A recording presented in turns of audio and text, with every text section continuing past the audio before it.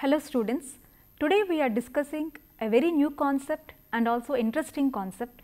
I think every student, not only every student, every individual would like to know about this particular concept. This concept is personality. The term personality is very fascinating. Suppose if I ask you, can you describe your personality? Probably you may come up with different terms, different characteristics.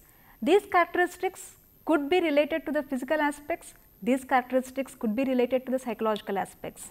But what about this concept of personality? Should we include only the physique of the person, or is it beyond a physique of the person? So, now let us see today how this concept of personality has been learned by the people and what are the different views put forward by the psychologists. Just imagine everyone being common, that is everyone thinking in a similar way, everyone looking in a similar way, everyone having the similar attitudes. How the life would be? Obviously, life would be very dull, because everything is common, everything is similar, nothing is unique. The term personality has come from the Latin word persona, which means mask. This particular concept has originated in the Greek drama, where the characters used to wear a mask to depict which of the characters they are playing, that is, whether the role they are playing is a hero or a villain. When we use the term personality, naturally we see some people as very cheerful, very enthusiastic, always bubbling, whereas some people always looking gloomy and depressed. Similarly, we refer to some people as very hardworking, whereas other people are very lazy and not concerned to any work. So, these are the characteristics which we use in order to understand or in order to describe about a person. This indicates personality is nothing but a particular characteristic style or a pattern of behavior in which the individual responds, in which the individual reacts to a situation. So, it is typical of that person to behave in a particular situation, and this behavior we can see in the physical properties, that is external properties, like his way of dressing, the way he was speaking, the body postures, gestures and other expressions. Similarly, the internal properties of an individual will include his motives, his needs, his emotions, his perceptions and attitudes.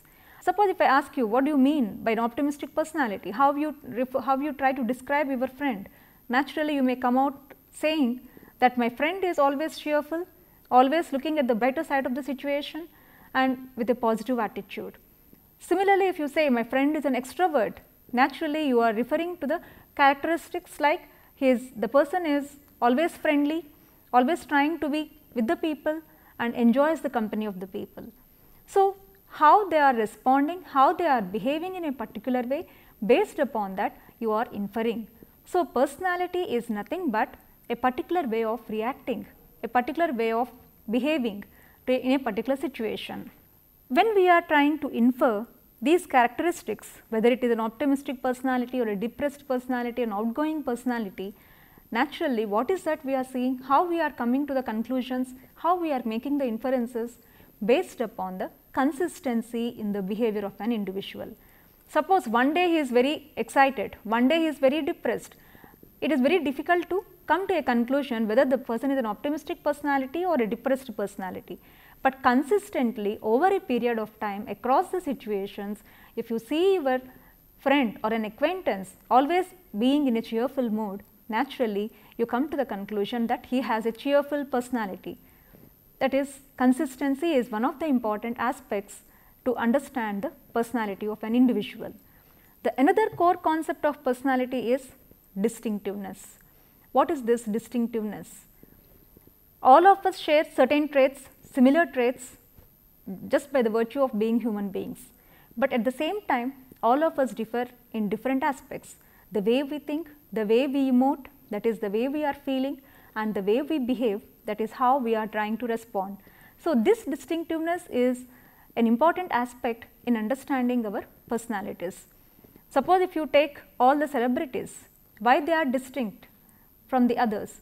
Probably because of their acting. If you take the cine actors, or if you take the singers, probably because of their voice culture, or if you take the scientist, probably because of their intelligence, they are definitely unique from the rest of the people.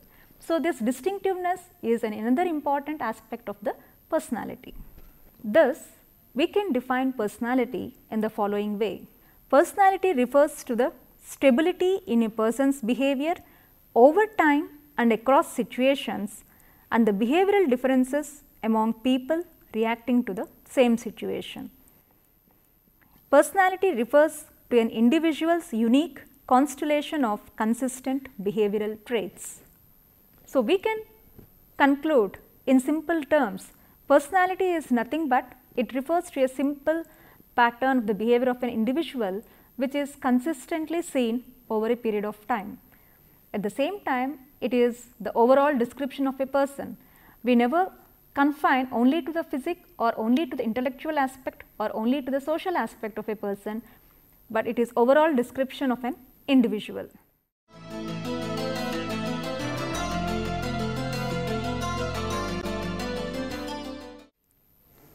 Personality has been conceptualized in different ways. Personality is a derived concept. You know that personality is a very broader term which we cannot immediately refer in different ways. We can understand one's personality based upon different assumptions, different views. So, one conceptualization of personality is subjective. Subjective means we are trying to understand the other person's personality based upon our own impressions which we formed by observing the other individual. For example, whenever there is any exam, the child is getting panicky, the child is showing temper tantrums. So, how do we come to the conclusion about the child's personality? Probably the child has a stressful personality or the child is undergoing stress syndrome. That is the reason why the child is behaving in a different way just before the exams. So, this is we are forming an impressions based upon the other person's response. Similarly, when we are using this subjective criteria, we generally use the expressions cheerful personality, dominating personality or aggressive personality. So, all these are the impressions which we are making about an individual by observing the other person's behavior. The second way of conceptualizing personality is objective, that is, by focusing on the overt responses of an individual, we try to assess the personality of an individual. For example, if I show a picture and ask the person, what do you see in this picture? How do you interpret this picture? Naturally, based upon the responses given by the individual, I try to assess. But the problem with this criteria or with this conceptualization is, different people may give similar responses to the same picture, but each response may have a different meaning. So, what has influenced them to respond to a particular picture? So, all these things will vary because of their subjective feelings and subjective thoughts, but this as an observer it is very difficult, and this criteria evades in-depth understanding of the inner feelings of the person. The third way of understanding the personality is organismic view of personality. This means personality is nothing but the inner patterns of the behavior of an individual. It is purely based upon the inner structure of the individual. Naturally, it would be very difficult to understand for an outsider or for an observer. Allport has defined personality in a different way. Let us see that definition.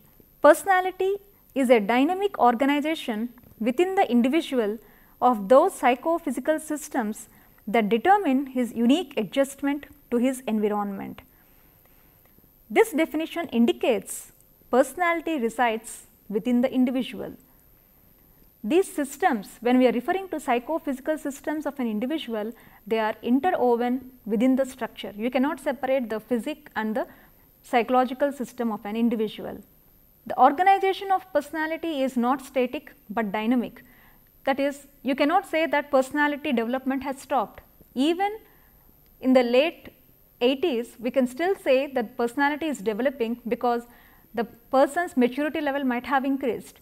So, we cannot say that personality development stops at one particular age or one particular end, but it is very dynamic. The organizational pattern indicates the kind of the adjustment the individual makes to the particular situation, and this adjustment pattern is unique to the individual. When we are encountered with different situations, different stressful situations or crises, the way we adjust to the situations, it varies from individual to individual. Probably one person tries to adjust relying only on the God, trying to believe or trying to become more religious. The other person may try to become a good problem solver, trying to analyze the situation, why this situation has occurred to me, how I should overcome this. Or some people might just get into the depression.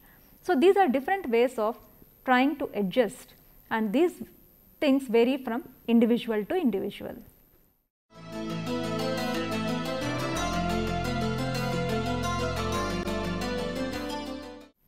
Now, let us understand the nature of personality. To understand this nature of personality, probably we can take into consideration the organismic view. According to this organismic view, personality can be described in different characteristics. These are consistency, development of personality structure, potentiality for change, and integration. Now, let us see all these characteristics, what do they mean? Consistency or stability, this is one hallmark of the personality. To understand an individual or to describe an individual, the consistent behavior which we have observed in the individual is very much important. Because of this consistent behavior, we identify a person. For example, a school teacher can identify among 60 or 70 students who is a sincere student, or who is a lazy student, or who is a bright student, who is a dullard student, just because of this consistent behavior. The second characteristic is development of personality structure. Personality development is a natural quality of growing as the age increases. Though we feel like personality development takes place into much predominantly during the childhood, you cannot confine the development to that particular age. But only thing is, during the childhood you see maximum personality development of a child. However, even before the childhood, we see certain aspects which are developing very fast and certain aspects which are developing at a later age. For example, during the infancy and the toddlerhood, certain functions operate more actively than the rest of the things. Probably the motor actions, the running or talking or walking, all these things you see in a greater phenomena, but you do not understand their emotions or their intellectual abilities at a very younger age. The next characteristic to understand the personality is potentiality for change. This view or this characteristic indicates each individual has the capacity to change. As we have discussed, personality is not static, personality is dynamic. You cannot say like I have completed my personality development. It is an ongoing process because we have the capacity to change. This view is something contrary to the psychoanalytic view developed by Freud. Freud believed the first 5 years of childhood plays a vital role in the formation of the personality. After that, there is very minimum to change or minimum to develop. But contrary to this view, the modern personality theories and especially the humanistic perspective view of personality indicates humans have the capacity to understand things, analyze the things and rectify the mistakes that they have done. This indicates that they have the potential to change much better than what we are today. The last characteristic of personality is integration or organization. You cannot separate the individual's cognitive abilities or emotional capacities or the social behaviors. All these are integrated. If there is a problem in one of these areas, naturally the whole of the personality is disintegrated or the whole of the personality is affected. So, integration of personality is very much important. What we think, how we are reacting and how we are acting, all these three things should be in harmonious. Otherwise, if you think something, if you do something and if you are showing your feelings in a different way, definitely that may be considered as a serious pathological problem or a personality disorder. For example, if you take schizophrenics, paranoids or any other severe psychotic disordered patient, you do not see this integration of the personality. The personality has been shattered because there is a distortion in what they think, there is a distortion in how they are responding, how they are reacting to function in a harmonious and a smooth manner.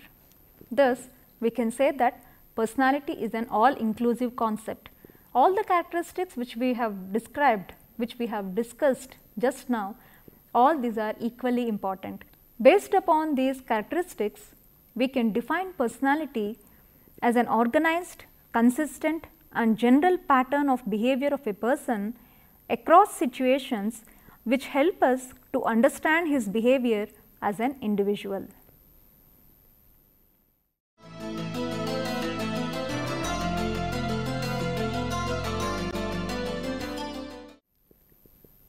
Now, let us see what are the factors which influence the development of personality. Many psychologists believe that human beings' personality is a product of both genetic and social factors. You cannot exclude the importance of genetic factors or the social factors. So, the genetic and constitutional factors play a vital role. Many studies have indicated the evidence for the predominant role of the genes and the constitutional factors in the formation of the personality of an individual. But why people differ in spite of having the same genes? The reason is the kind of the raw material which we are providing, the kind of the stimulation which we are providing to the child in the environment, probably that is different from the others, and this makes the people being different though they share the same genes. If we have to discuss the importance of genetic and constitutional factors, it has been said that the type of a person, the kind of the nervous system structure, functioning of the endocrine glands, all the formation of the brain, all these things will influence the personality development of the child in the later stages. Psychologists are of the opinion that we inherit a tendency toward a certain structure and a tendency toward a certain function. Let us understand what is this tendency to inherit a particular structure and a tendency to inherit a particular function. Tendency towards a certain structure includes the following behaviors: a tendency to achieve certain body weight, a tendency towards a general body type, that is skeletal structure, proportion of fat and muscle tissue, length of limbs, etc. Gender, appearance, that is skin, hair texture and color, eye shape and color, nose shape, ear shape, head shape. Internal structure, for example, the size of the heart and lungs in proportion to the body, determining the capacity for prolonged physical effort. So, these are the tendencies towards the physical aspects with which we are born with. Similarly, there is also a tendency to inherit a certain function. Tendency to function in certain ways includes the following behaviors: natural response, that is functioning of the nervous system, intelligence; predisposition to react slowly or quickly; sensory efficiency, that is keenness of vision, range of hearing, sensitivity of touch and smell; operation of the vegetative system, that is heart and circulatory system, digestive system, reproductive system. So, these are the different functions where people differ.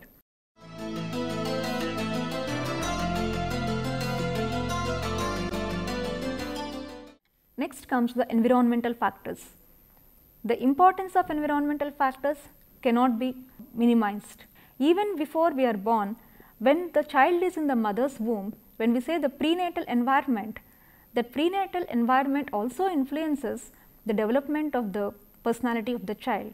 During this prenatal stage, if the mother is affected with any kind of a disorder, any kind of a disease, naturally that influences the development of a child.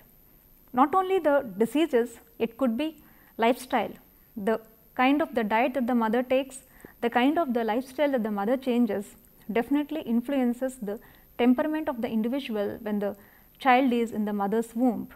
Sometimes knowingly or unknowingly, the medicines taken by the mother at the time of the pregnancy may create a prenatal insult or damage to the child. As a result, some of the disabilities are afflicted upon the child during the prenatal environment itself. And as the child grows, the child's environment is definitely not simple. The child develops into the complexity and tries to understand the variations not only in him, but also in different situations and in the people, and tries to learn or cope with the situations.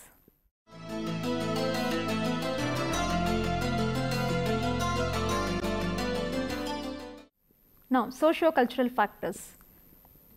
Once we have understood the genetic factors, environmental factors, now let us see the predominance of socio-cultural factors.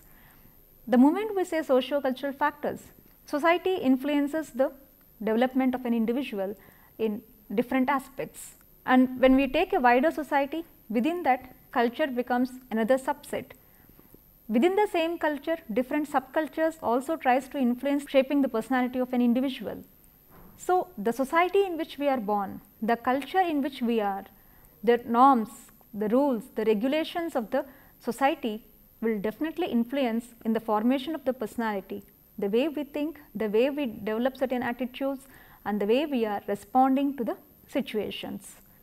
So, when we are speaking about the importance of socio-cultural factors, definitely the socialization is the most important concept which we have to focus upon.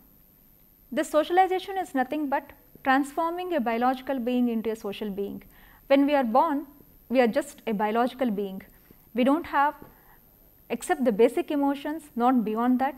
We may not have any attitudes, we may not know how to adjust or how to cope, but as our interaction with the people around is increasing, naturally we are transformed from a biological being into a social being. And one of the important agents of socialization is home, that is the family. So, family plays an important role in personality development of an individual.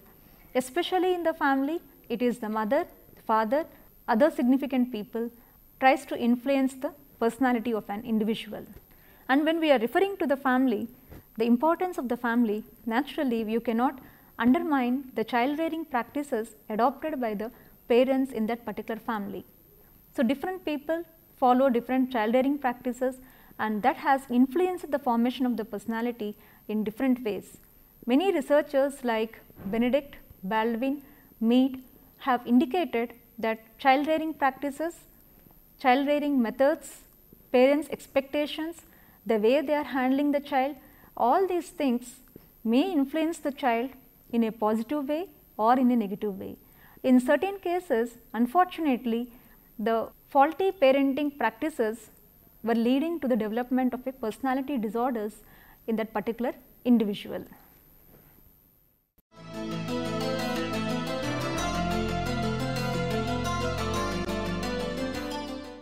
Apart from these factors, other socio-cultural factors also play an important role in the development of the personality of an individual. One such factor is regularity in the feeding. Suppose if the child is fed properly by the mother on time, naturally the child develops a trust in the mother, and this trust is extended to the other people around. But suppose if the child is neglected by the mother, not taken care, naturally the child will become suspicious of the mother, and in the later stages even suspicious of the people around. Similarly, how the child is given the toilet training by the parents, that also influences whether the child is very genuinely able to adjust or becoming an aggressive or anal personality. Similarly, parent-child interactions are another important aspect. Until the child's needs are met, probably the interaction between the mother and the child is more psychological. But once the child is free from the needs which are to be given from the mother, naturally the interaction would take place at a social level. Sibling relations is another important aspect. Sibling relations also influence the personality development of the child. This can be reflected in the way they share the things, they share the toys, they try to understand each other. Naturally, that may lead to the cooperative behavior. But sometimes jealousies may also crop in among the siblings. if they are not immediately resolved, naturally that may lead to the severe maladjustments among the siblings. Order of birth also plays an important role. The first child is always treated as an uncrowned king or queen until the second one is born. Until the second child arrives, this first child derives from the maximum attention from the parents. Naturally, the child is very happy. He feels the center of the attention. But once the second child arrives, the first child feels as a dethroned child. Now, the second child will be given center of attention. Naturally, this may create a jealousy, or it could create a feeling of frustration in the firstborn child. If you take the middle child, they have definitely the mixed experiences. It could be pleasant or unpleasant, and most often they have to compromise due to their comparisons with the first and the last. And the last one, if not properly taken care, because of the overprotectiveness or because of the over importance given to the younger one, could be a spoiled child, or the last born could be a very bright child too. Another important factor is neighborhood. Our neighborhood indicates some representation of the culture into which we are born. Birds of the same feather flock together. This indicates that even in the neighborhood, generally people try to come into such neighborhoods where they are more comfortable. Naturally, for the children it is very easy to adjust. At the same time, they also see the different variations in different homes, in different subcultures, and they try to accommodate themselves, and they try to learn to be good citizens. They try to understand that we share, at the same time we also vary in different aspects. Another important factor is peer group. When the child learns to play with the people, the child tries to accommodate, the child learns to accept the different variations, the child learns to understand that other children are alike but also different from him. Other than these factors, media, school also plays an important role. School, probably by the nature of the authority, they try to inculcate the discipline, the sincerity among the children, which will later influence the children in becoming a good citizens and good adults. Similarly, the mass media, the different channels, the type of the exposure that the children are getting will also influence the children's personality in both a positive way and in a negative way. Apart from all these things, significant experiences of an individual also play a vital role. These significant experiences could be positive or negative. For example, negative experiences like traumatic experiences, losing some family member or a dear friend, or or the house getting burnt. So, all these factors will influence the formation of the personality. At the same time, significant positive experiences like meeting some celebrity, meeting someone whom the child considers as a role model, all these things will also influence in forming the attitudes, emotions and the behavior of an individual.